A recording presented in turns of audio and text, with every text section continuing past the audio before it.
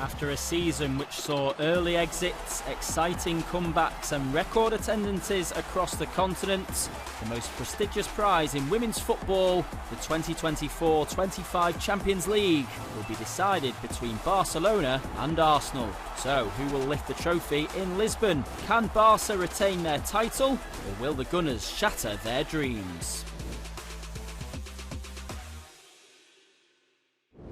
Hello and welcome to Football Now. On this week's episode of the show, we're taking a look ahead to the Women's UEFA Champions League, which is nearing its conclusion for yet another season. Defending champions Barcelona will take on Women's Super League outfit Arsenal in the final at the José Alvalade Stadium in Lisbon. So let's take a look at how both teams have made it this far. Arsenal are competing for just their second continental crown in their history. The last time they took home a European title was the Women's UEFA Cup way back in 2007. Meanwhile, Barcelona are competing in their sixth Champions League final since the 2018-19 season. The Spanish Giants cruised through the knockout stages of this year's competition, easily overpowering German side Wolfsburg 10-2 on aggregates, before securing their position in this year's final with a pair of 4-1 wins over Chelsea. In terms of the semi-final, they beat Chelsea comprehensively, 8-2. It was quite a shock to a lot of people. Chelsea had been so dominant in the WSL this year. People thought this might be the year that Chelsea battle Barcelona and take them a bit further. They've lost in a final to Barcelona before and in semi-finals before too. In terms of Barcelona's dominance, it's incredible. I spoke to Matti after the semi-final, and what really struck me is that she said it's not normal to make 5 finals in a row. We're making it look like it's normal, but it's really not. We're fighting really hard here. It's not a given. Yes, since appearing in their first final back in 2019, Barcelona have now made it this far in each of the last 5 seasons, including lifting the trophy on 3 of those occasions. So what has been behind the rapid rise and continued continental domination by Barcelona Femení?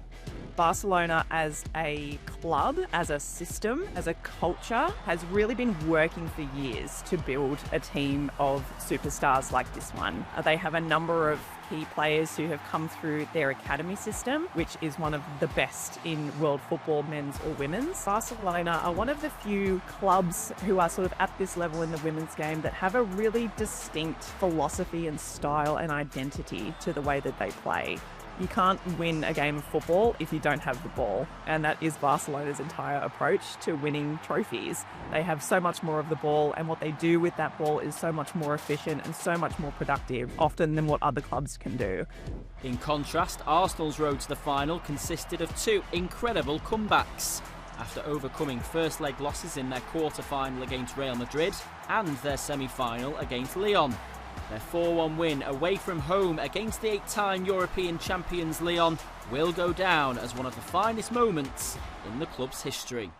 So the question now is, can Arsenal take that final step, stun Barcelona in the decider and go on to win the UEFA Women's Champions League? There's just something special in the waters at Arsenal, it seems, and Renee Slegers, their new head coach, only took the reins a couple of months ago.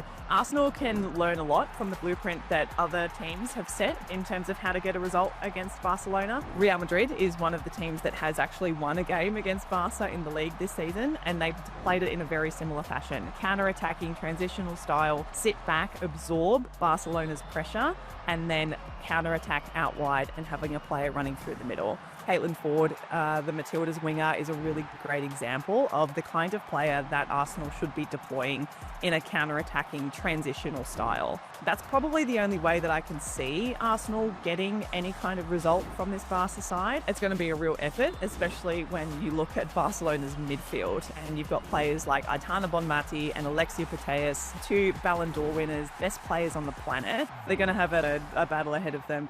Arsenal's qualification for the final reflects a growing trend of clubs who are synonymous with success in the men's game, also trying to build their women's team into Europe's elite.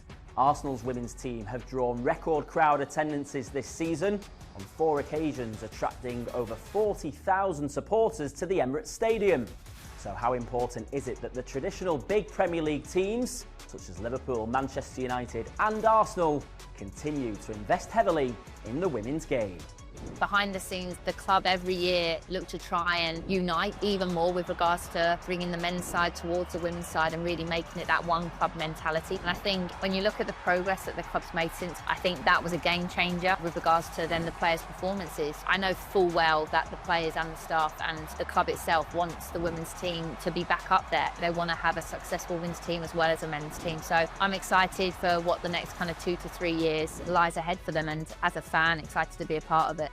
It's looking like it'll be an exciting final in Lisbon then. Will Barcelona continue their recent success, or will Arsenal pit them to the trophy this time? Let us know using the hashtag #FootballNow Women's Champions League.